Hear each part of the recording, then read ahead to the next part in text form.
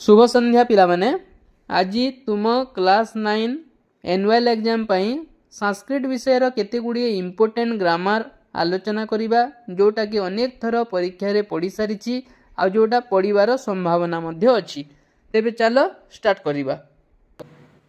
तो प्रथमे अछि वर्णाः कतिविधा। कतिविधा द्विविधु हला गोटी हैला स्वरवर्ण आ गोटी कोन व्यंजन वर्ण दुई प्रकार। स्वरवर्णाः कतिविधा स्वरवर्ण केते प्रकार स्वरवर्ण त्रिविधा ह्रस्व दीर्घ एवं प्लुत। कति स्वरवर्णाः सन्ति स्वरवर्ण केतोटी अछि 13 गोटी स्वरवर्ण अछि हला। कति वर्गः वर्ग केतोटी कचट तप करे क वर्ग रे क ख ग घ म च वर्ग रे च छ ज झ ञ ट वर्ग रे ट ठ ड ढ ण त वर्ग रे त थ द ध न प वर्ग रे प फ ब भ म। तो कति वर्गः पंच वर्गः पांचटा वर्ग अछि। तापर किए उष्ण वर्ण स स स ह हला एटा उष्ण वर्ण अटे स स स ह। कानि अर्धस्वराणि ए जो हलंत लागि छै य र ल व ए सब अर्धस्वर अटे हला। तापर नेक्स्ट कि अयोगवाह वर्णः अयोगवाह वर्ण कोटा अनुस्वार विसर्ग एवं चंद्रबिंदु को अयोगवाह वर्ण बोली कहा जाए।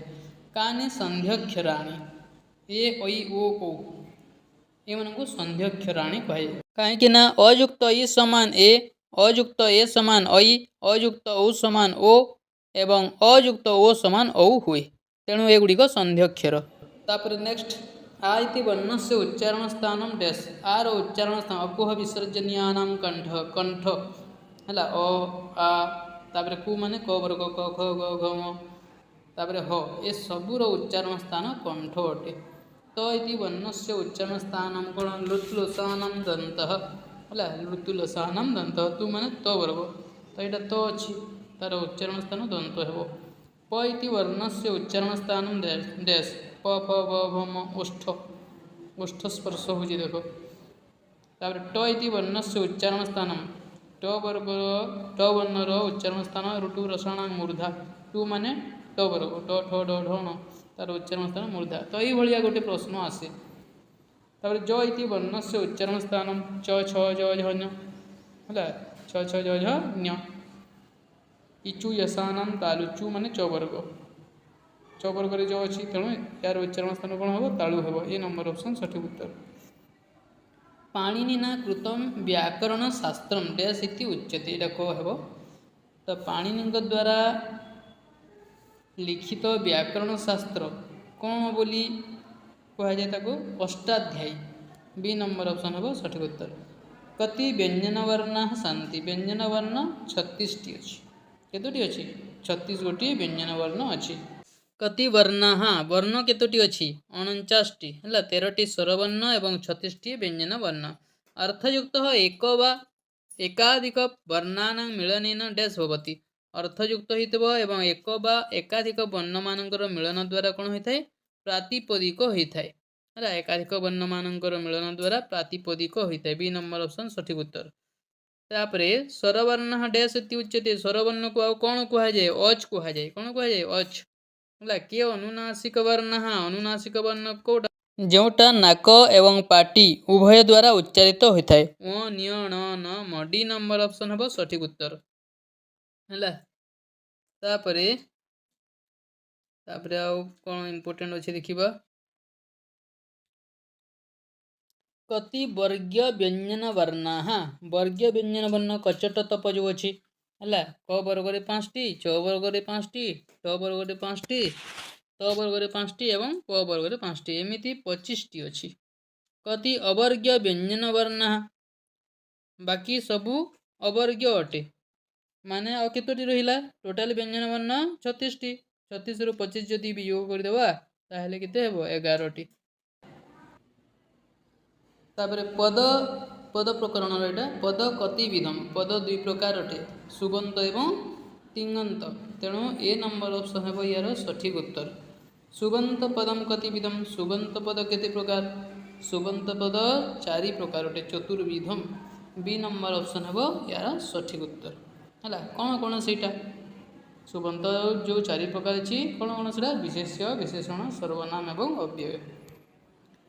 पशु इति पदम कस्य वर्गस्य अंतर्भुक्तम पशु जो पदटा अच्छी क्यों वर्गर अंतर्भुक्त अटे पशुटा पशु जाति को बुझाऊँ तेणु जातिवाचक विशेष हो सठिक उत्तर बी नंबर ऑप्शन गंगा इति पदम कस्य वर्गस्य अंतर्भुक्तम गंगा जो पदटा अच्छे क्यों वर्गर अंतर्भुक्त एटा नाम को बुझाऊँ है गंगा नदी तेणु नामवाचक विशेष्य हम यार सठिक उत्तर है तापर जत पदम अन्य पदानां गुण संख्या अवस्था विशेषित करोति जो पद अन्य पद मानकर गुण संख्या अवस्था को विशेषित करे ताको कौन कह जाए विशेषण पद कह जाए है कौन कह जाए विशेषण पद कह जाए तापर 6 नंबर जत पदम विशेष्य परिवर्ते व्यवहृत भवति तत् डैश जो पद विशेष्य परिवर्ते व्यवहार हुए ताहा कौन अटे सर्वनाम पदम डी नंबर ऑप्शन है सठिक उत्तर एगुड़िक पिलाने भल भाव देखिकी जीव है कहीं बहुत पिला यही ग्रामर ही भूल कर बाकीटा तो सहज जो प्रोज पोएट्री आसे जस्य पदस्य लिंग वचन पुरुषेषु किंचित परिवर्तन न भवति जो पदर लिंग वचन पुरुष कौन प्रकार परिवर्तन हुए ना ताकू कौन कह जाए अव्यय पद कह जाए बी नंबर ऑप्शन है सठिक उत्तर तापर एटा लिंग वचन पुरुष प्रकरण देखा लिंगं कतिविधम लिंग केते प्रकार पुलिंग स्त्रीलिंग एवं लिंगलिंग त्रिविधम बी नंबर ऑप्शन है सठिक उत्तर वचनमिति पदस्य लिंगम निरूपयत वचनम है एटा क्लीबलिंग अटे फलम फले फलानि ये सब फलम वचनम ये सब कौन अटे क्लीबलिंग अटे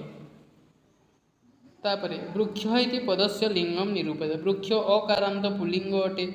तेणु ये कौन हम पुलिंग हम वचनम कतिविधम वचन केते प्रकार एक वचन द्विवचन एवं बहुवचन त्रिविधम दंपति इति पदस्य वचनम निरूपयत दंपति जाया च पति च दंपति हुए है दुई जन को बुझाऊँ क्या स्वामी स्त्री को तेणुक यहाँ द्विवचन तापर 9 नंबर देख प्राण इति पदस्य वचनम निरूपयत प्राण शब्द नित्य बहुवचनांत तेणुक यहाँ बी नंबर ऑप्शन है सठिक उत्तर प्राण प्राणान प्राणे प्राणेभ्य प्राणेभ्य प्राणानां प्राणेषु प्राण है तो ये भितर जोटा इंपोर्टेंट गुड़ा मुझे कहीदे पुरुष कतिविध प्रथम पुरुष मध्यम पुरुष और उत्तम पुरुष तेणु त्रिविध है सठिक उत्तर जुयमिति पदस्य पुरुष निरूपयत त्वं जुवाम जुजम यहाँ मध्यम पुरुष है तापर नेक्स्ट देखा से अहम इति पदस्य पुरुष अहम आवाम वयम उत्तम पुरुष यहाँ है तापर नेक्स्ट देखा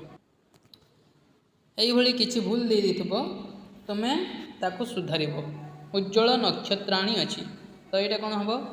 उज्ज्वलटा भूल अच्छी तो या जदि आम सठिक करदेबा ताहले यही भितर कौन हम ये जो बी नंबर ऑप्शन अच्छे उज्ज्वलानी नक्षत्राणी सुखी नराहा ये 2 नंबर ऑप्शन जो ये 2 नंबर जो अच्छी यार ए नंबर ऑप्शन हम सठिक उत्तर सुखिना नराहा सुशीला बालिका भी 3 नंबर सुशीला बालिका भी यहाँ कौन सठिक उत्तर हम सुशीला भी बालिका भी ये तृतीय विभक्ति अच्छी तेणुक तृतीय विभक्ति तापर पे अणत्व विधि और सत्व विधि प्रश्न आसी था कि भूल देताको तुम सुधार लतासु पुष्पाणी सन्ति यहाँ जो लतासु पुष्पाणी सन्ति ये पुष्पाणी यहाँ पुष्पाणी हे यहाँ लतासु दंत्यस हे यहाँ मैं मन रख यहाँ बहुत बहुत इंपोर्टेंट है ये चैप्टर जहाँ कि ग्रामर अच्छी बहुत बहुत इंपोर्टेंट यहाँ दंत्यस हे यहाँ पुष्पाणी हे वृक्षाणाम अग्रेषु पत्राणि न सन्ति वृक्षाणाम जो अच्छे यहाँ वृक्षाणाम हे एवं अग्रेषु ये दंत्यसटा यहाँ मूर्धन्यस हे और पत्राणि जो अच्छे पत्राणि हे है यहाँ रकार मात्रा अच्छी है रकार मात्रा थे नर न हो जाए ये रकार मात्रा तो दंत्यस्वर मूर्धन्यस हो जाए एवं एठारे कसक्ष है क जुग स मूर्धन्य समान क्ष तेणुक ये नर न होगला नत्व विधि सत्व विधिर वीडियो प्लेलिस्ट अच्छी 9th क्लास संस्कृत प्लेलिस्ट अच्छी से तुम्हें देखिपर केमी नर अण हुए से सब तुम्हें से वीडियो जापर तापर ये 6 नंबर गोटे इंपोर्टेंट धार्मिकानाम स्वभाव ये जो धार्मिकानाम अच्छे ये धार्मिकाणाम है नर अण होगला धार्मिकाणाम परोपकार मनुष्यानां धर्म ये जो मनुष्यानाम अच्छी ये न रण हो कहीं मूर्धन्य स अच्छी तेणुक मनुष्याण हो लतासु पुष्पाणि विकसन्ति भेरी भेरी इंपोर्टेंट ये मूर्धन्य स जो अच्छी दंत्य सहिब लतासु पुष्पाणि विकसन्ति है हरिषु भक्ति गुरु ये दंत्य स जो अच्छी ये मूर्धन्य स हो हरिषु है 12 नंबर देख गुरुनाम उपदेश शृणुया ये जो न अच्छी ये न रण हो गुरुनाम उपदेश गुरुनाम उपदेशम शृणुया तापर वेद श्रवणम मंगलकरम वेद श्रवणम जो अच्छी एठार रपला अच्छी है तेणुक न रण हो तेणु वेद श्रवण है तापर आउ कौन इम्पोर्टेंट अच्छे शूर्पणखा रावण से भगिनी आसे ये जो न अच्छी शूर्प रेप चिन्ह अच्छी तेणुक न रण होगा शूर्पणखा है मातृनाम समीपम गच्छ ये जो मातृनाम अच्छी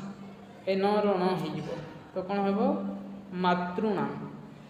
मधुरेण समापय मधुरेण जो अच्छी मधुरेण हो तापर आउ कौन इम्पोर्टेंट अच्छी देखा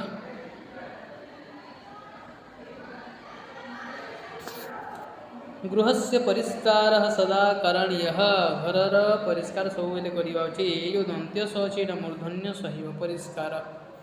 यहाँ पिला बहुत मुनिषु नारद श्रेष्ठ भक्त